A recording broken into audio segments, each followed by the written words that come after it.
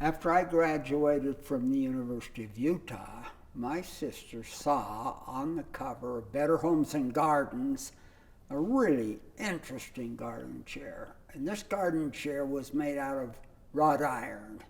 And wrought iron is just metal rod. And but the interesting part, it had canvas seat and back. And then you could put cushions on that. Really attractive. And I was in my last year of college. It's been 1953. And we said, well, why don't we make these pieces of furniture? And I'm sure we can sell them. Well, I took a welding class my last year. Clark Leaming saw a chair, an outdoor furniture chair, and the cover of Better Homes and Gardens, which was made out of rod metal, and the seat and back were fishnet.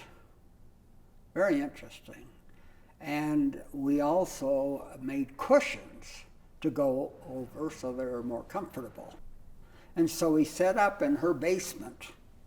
And I went down to the junkyard and I got all the metal tables I needed to make my patterns. I mean, my little, where I could put it each time and clamp it down to weld it. And I made the chairs and the chaise and the tables and that type thing. Merlene and her husband, George, they put the fishnet on by lacing it with another canvas or another fishnet kind of material. And then my mother made cushions for these chairs. And we thought they'd be easy to sell. And I had been doing a lot of door-to-door selling with Stephen Richards Covey. So we would go door-to-door selling. That was really interesting. His grandfather felt that anybody to be successful in life had to experience door-to-door selling of a product and convince the housewife or the gentleman of the house to buy it. I was cold as a cucumber on that first date. I didn't kiss Betty probably on the 10th date. She'll remember, but it was probably the 10th date. I was really I was a cool dude as far as doing that kind of thing. I didn't, patient. Very patient. Well, I don't know if she's going to be the one I was going to marry at that point. When did you know? When did I know? Well, it was probably a year later. We dated a lot for a year. I was building fireplaces, similar to artificial fireplaces now. I mean, fireplaces with no logs and no real fire, yes, but not real wood. And that was before it was invented, right? Yeah, there wasn't such a thing then, really.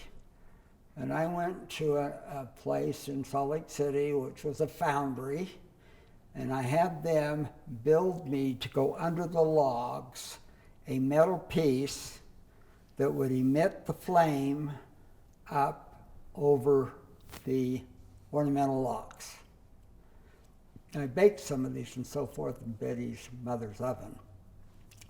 I got on a train and I went back to one of the companies that did all kinds of gas valves and that type of thing for industry, for furnaces and all that. And it was big, and it was way east, and I was on that train, I think 3 days going and 3 days coming. And I told him I'm coming, and what I want to do is develop the burner part that will go in front of these logs, and I wanted to get this burner and the valve, so we got yellow flame, real looking flame rather than blue flame. And so I worked that out with this company, and then I had a log with yellow flame. But then Ornamental Iron came along, and so that kind of went out of the picture. Didn't last too long because something replaced it. And so I tried to sell them door to door, these chaises and all, and I'd take a chair in the back of my car, and I'd go up and I'd sit it on the man's front doorstep, the platform, and she'd come out and I'd say, you know, sit in this chair. This would be about the best patio chair you ever had in your life. I wasn't very successful at selling them. I sold a few. We decided that wasn't going to work. What are we going to do? So we rented a lot on Highland Drive, and that lot was about 23rd South, and we put them out on a grass lot. The villa on Highland? Near the villa. Near the villa. Yeah, and then we put them on this lot, and we put a sign up that said Ornamental Iron, and we tried to sell them off that lot. Well, we did sell some, but not enough to be a business, you know, not really a business. So we got a couple of guys that were really great on the trampoline. They got way high in the air and tumble, and that was a pretty good idea for marketing, but it wasn't going to work. It just wasn't going to work. What are we going to do? Well, I don't know what we're going to do. We've got these contemporary chairs and all, and they're great, you know. Well, what do we do? Well, we go to Los Angeles, and we find what various contemporary furniture stores were doing, and if they were successful or not. We didn't have any place to have a store in Salt Lake. And we're inquisitive and looking around, and the owner of the store said, come on, what are you doing here? You know, you want to buy some furniture? I don't think that's what you're here for. I think you're here for something else. Tell me what you're here for. And so we tell him, we're thinking about going into the contemporary furniture business as a succession to our contemporary outdoor furniture. But we want to know, we don't know anything about it, nothing. And he said, you came to the right place. The major furniture lines that you're probably going to want, Herman Miller, Knoll Associates, others, I'm having a party at my house tonight, and the representatives for all those companies are coming to my party. So why don't you come to my party and talk to them and find out what it's about in Salt Lake?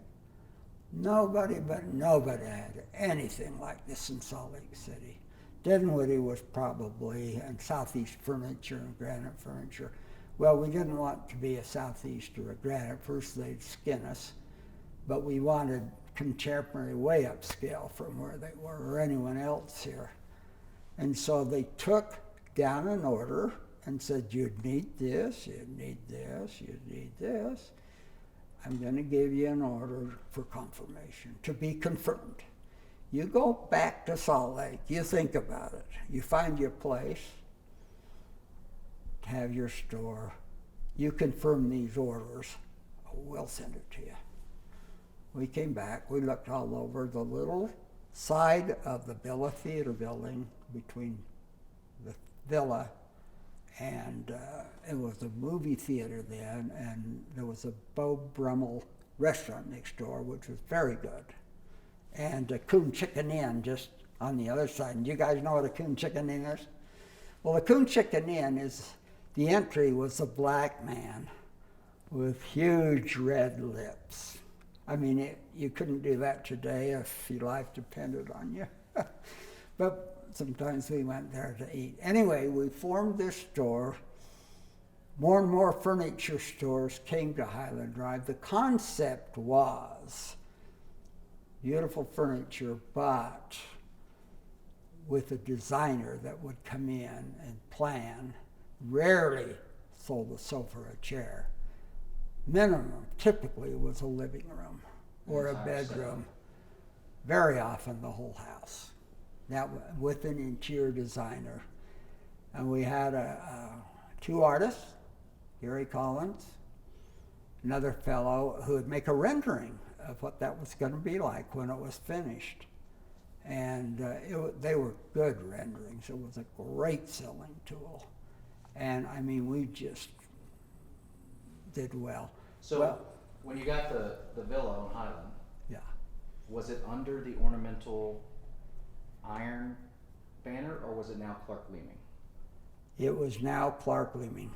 When did that transition happen from Ornamental Iron to Clark? From Ornamental Iron, which I had a shop further down where we were making it. That would have been in 1955. So your senior Right year, around your senior 55. year? No, I graduated from the University of Utah in 53. So now you're in the Air Force? I'm not in the Air Force yet. Not in the Air Force, okay. I'm not in the Air Force yet because I go to ROTC for 1 year to stay out of the draft and to stay out of, well, all the kids in my fraternity, all the guys, I should say, my fraternity, we're all trying to stay out. And the draft, we're all getting in the draft for it, and boom, you'd go just like. So they were joining a Guard unit, National Guard unit. The problem with that was the whole Guard unit would go, and they would go. Well, we went up to, Steve Covey was the one that found this out for us. We went up to ROTC and they said, if you'll stay in school 3 quarters, we're in a quarter system, not a semester, 3 quarters, because we had one more year quarter to graduate, the 4 quarters, we'll graduate you. You'll be a second lieutenant, and if you want to go to flying school, you're a candidate just right now, and you go through flying school as a commissioned officer. Sounded really good. Exactly what we did. So it was around this time that Ornamental Iron became Clark Leaming. And why the name change? What's that? Why the name change? Because it wasn't just iron, and we wanted to put our own names on it so that if we made it really successful, which we did, everybody would know Clark Leaming. And there were some, not by us, but by others, of marketing studies in the area of the upper bench of Salt Lake and other benches of Salt Lake. And we had in the 90 percentile acceptance of they liked us. So it's now Clark Leaming, and you now have the villa on Highland. We have the villa on Highland Drive, and we start the concept of interior design. And we start selling commercial too, and we start selling a lot of furniture to the BYU. We do the Union Building at the University of Utah, which is a big job, and we get big jobs like that. Plus we were doing a lot of residential, and it was becoming successful. So when we left the Villa Theater with 1,500 square feet, we were doing $500,000 a year, $500,000 a year, which was pretty darn good. And so we then buy a property just south of Foothill Village to decide, hey, we'll build our own building. I was a friend of the people who own Foothill Village. They were very anxious to move to Foothill Village to do this. So we said, no. We want to build our own building. We found a property, like I say, just south of 23rd East turnoff, and that first year in that new building, we did $2 million, which was absolutely unheard of. Why and how? Because we had contemporary furniture like nobody else had, architecturally designed and just kind of coming across America in a rage, featured in all the magazines. So the Villa people would come up and we'd have these different pieces, and they'd look, point, and laugh. They'd, what in the world's that wire chair? And what, that plastic chair and this and that and the other. Anyway, we went on, we spread, oh yeah, because they just designed it to give it more air, but they said we never had anybody come and want to do anything like this. What in the world do you want to do something that's inefficient and more air? And I said, because I'm making fireplaces and I want it to look like a real fireplace.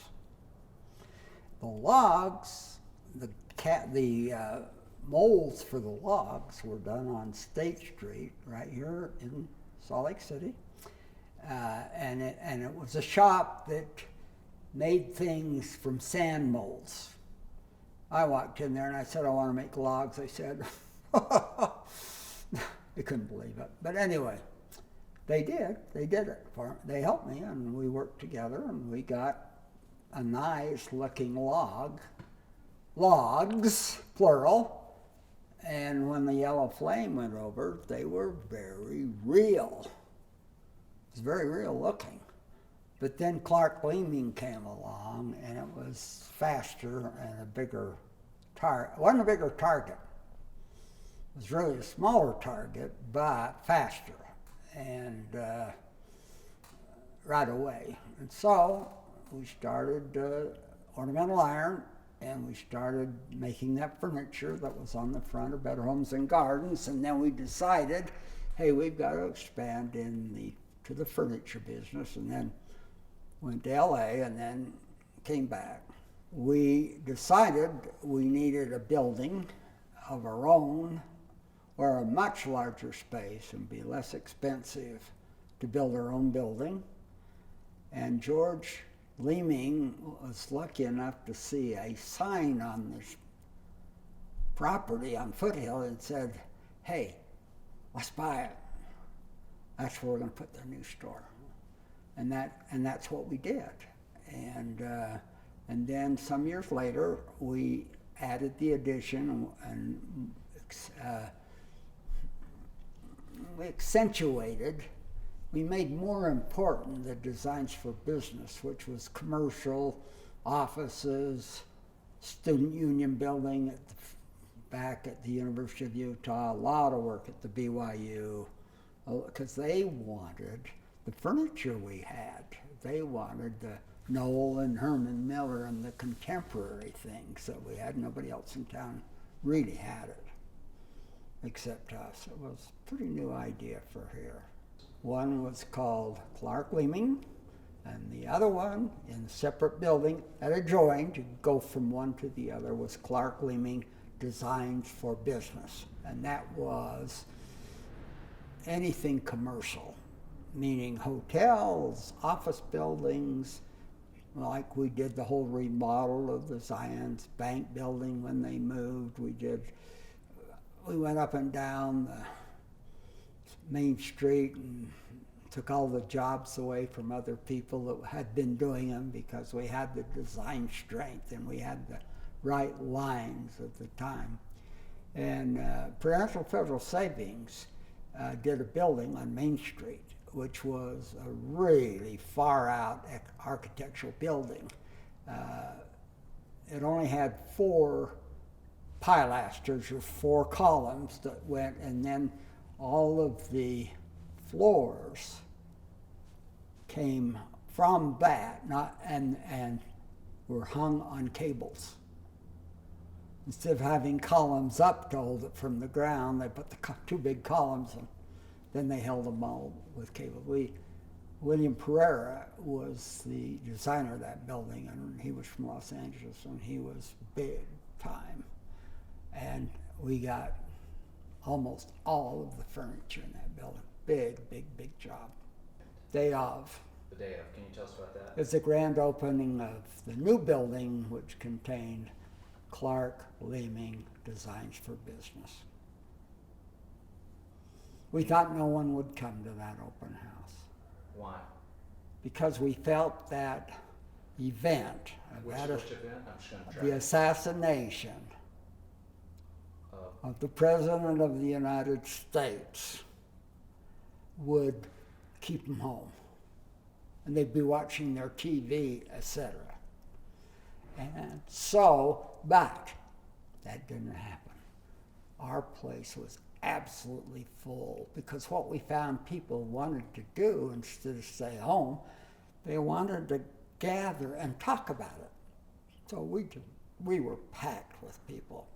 And I say, and we found out that's why they came. They came because they wanted to talk with each other and get their feelings out. Oh, it was horrible. For a man going down Dallas, Texas roadway and convertible and somebody shoot him in the head and kill him. I mean, terrible, horrible for the United States, just a horrible scene, terrible. And, well, it was hard on this nation. It did. I think it hit close to home for all Americans for a presidential assassination. I was back from the service, and I was involved in managing the architecture and the construction of 1460 Foothill Drive. And later, we built 1500 Foothill Drive, and I want to talk about that a little bit because we built it for American Savings and Loan. Our big client to the furniture business because we furnished all of the American Savings and Loan units, buildings by a unit, who they were placing all over the city. So the big client. They wanted to be on Foothill Drive. And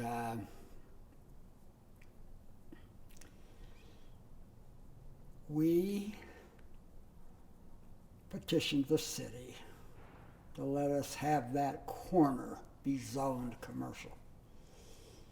And at first, when I went around to all the neighbors and told them this was going to replace a few houses, and we're going to have some parking, we're going to have a nice landscape and a nice American Savings and Loan building, which they'd keep up, they were all fine, and they signed our petition to take to the city as we're in agreement.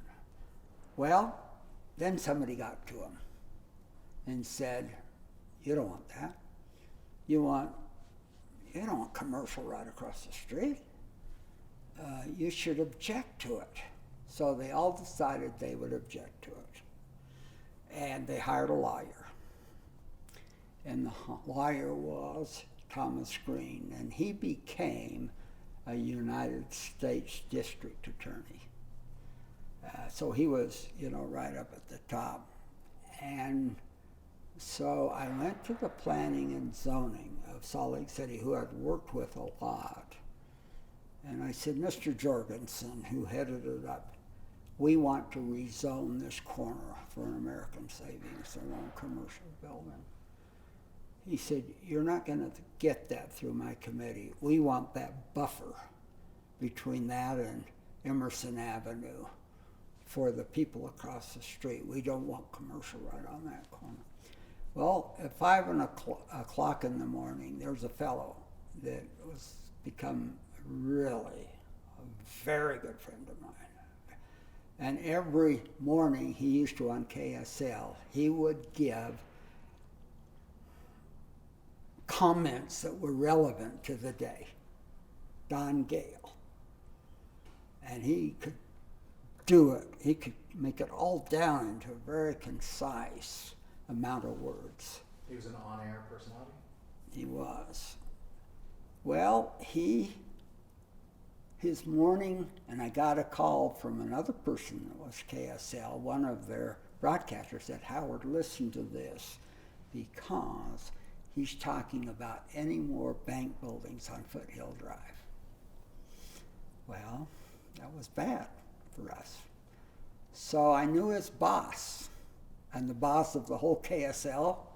I called him on the phone, and I said, hey, we got a problem. He said, what? I said, you got to take Don Gale off the air right now. And he said, oh, I don't know. He's done this every day except Sunday, for a long time, and he's a great personality. And I said, I admit to all that. It's going to ruin our project that we've got going. And he said, well, that's the idea of the whole thing. They don't want any more banks or savings and loans on Foothill Drive. They're trying to kill it. The city's trying to kill it, and the neighbors are trying to kill it. I said, oh dear. I called his boss and I said, you know, we got to get this off. We got to get Don off. It's early in the morning right now. And I said, and I gave him, he did it for me. He took Don right off. Well, for a while it was a little, but now Don and I are really good friends. And he's got a company and he calls it Words, Words, Words. And he's all about words, either spoken or written. And he's just got his special way with words. So we got that off. Then we built a building for American Savings and Loans. So how did you get it passed? Oh, so I went back to zoning, and I said, we want this rezoned now, and we want it rezoned commercial. American Savings and Loans. Oh, no way. You'll never get that done. Absolutely no way. And I said, well, we're going to try. And they said, you can try all you want. Well, this zoning board will not do it. And I said, what's our alternative? And he said, that's to go to the city commission and get them to override the zoning board and give you approval. I said, that's what I want to do. So I went up before the mayor and the commissioners for the presentation. The neighbors who decided they don't want us there hired this Thomas Green, who was a federal attorney, local attorney, and very well respected and very good. And I said, you know, how do I go up against this trained lawyer when I'm no lawyer at all? Well, we get into the discussion. They give him some time, then they give me some time. And after 30 minutes, when I've had my say and he's had his say, I say to the commission, I want a straw vote so I know where I am. And lo and behold, I think there were 7, including the mayor. I got 6 for me, and he got 1 for him. So he changed his whole thing. He said, well, okay, we can't do it now. Well, why can't we do it now? Because I want a complete local and federal study of the environment, of the whole 9 yards, of what it's going to do to our environment. And I said, if we have to wait for that, that's going to take 6 months or a year. And so what he's doing is he's delaying your vote to say yes or no. And you gave me a straw vote, for most of you are in favor of it. So he can say what he wants, but I want a final vote. And he just said, well, you know, we've got to have an environmental vote. We got to have a vote of if the air's going to, and he just packed it on. And I said, okay, I called for a final vote. And I got, there were, I guess 7, and I got 6 out of 7 4s. And we built the building. But the interesting thing about the building is here comes along a government agency who are really messing everything up. And the government agency is a redevelopment agency who are condemning buildings. It's all over the United States. And Jake Garn's involved in that when he's a senator at that point.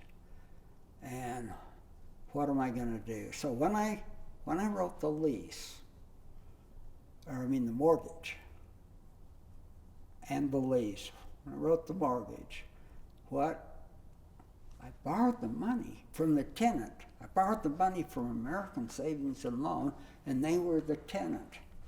And in it, I put a clause in there that said, if you stop paying the rent, we no longer have to pay the mortgage. Well, the redevelopment agency came in, took it over, and now they owned the lease, and the lease said, you don't pay us the mortgage, we don't pay the rent. Or you don't pay us the rent, we don't pay the mortgage. Yeah. If you don't pay us the rent, we don't, that's our source of money to pay the rent. So, we got the building back. The minute they stopped paying us rent, boom, we're not paying anything on the mortgage because of the clause I put in the mortgage, which they accepted. And now that was that mortgage was taken over by the redevelopment agency of the United States. I think that was the name of it, and they had to abide by the lease. 800. Now we own the building with the Leamings, and now we sell the building and divide with the Leamings. So I'd go to San Francisco from time to time on a buying trip, furniture buying trip, and I got to Ghirardelli Square. And it excited me. I thought it was really a neat idea. And I thought, oh, I'd really like to do one. So then I go to Larimer Square in Denver, which was similar. And it was really a remodel of old buildings and putting commercial restaurants and businesses into those old buildings and make it a shopping center. I decided I wanted to do that in Salt Lake on a small scale. My mother was selling a home at the time, and there was a fellow by the name of Mr. Smith who was with First Security Realty. And in a meeting representing my mother selling her home, I said to Mr. Smith, if you ever find a really neat old building in downtown Salt Lake City, I'm interested in buying it. But it's got to be something that's really representing the past. It's got to be a really neat building.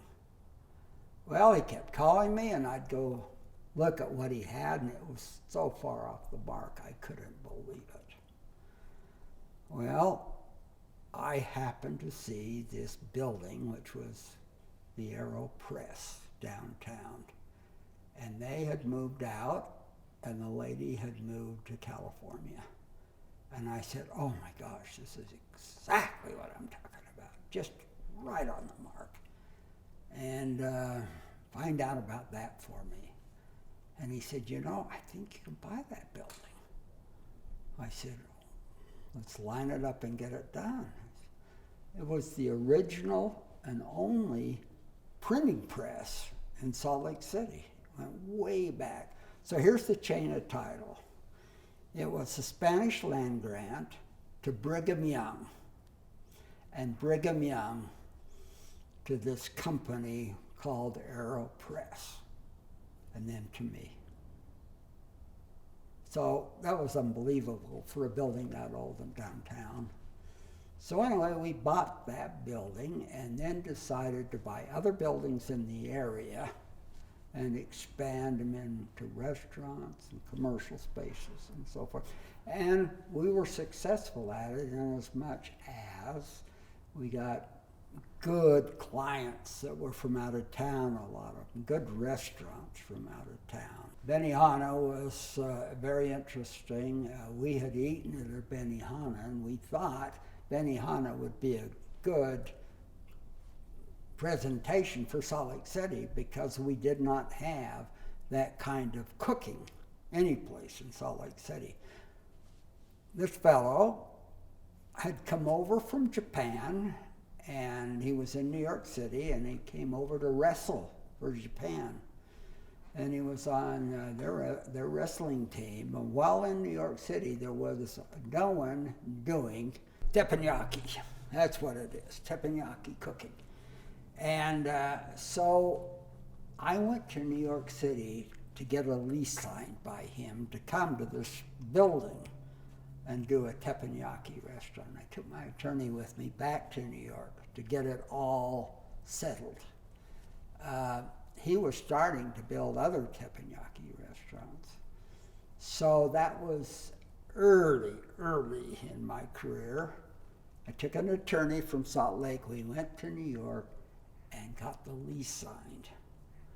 And when we had the grand opening, he flew to Salt Lake City, and we got the sheriff and the police department, get out a bunch of convertibles, and we put him in the back seat of the convertibles, and the sirens going and that type of thing. And we went up Main Street from way out at 13th South, way up, and then into the building, and then to Arrow. We had a parade for him, and it was fantastic.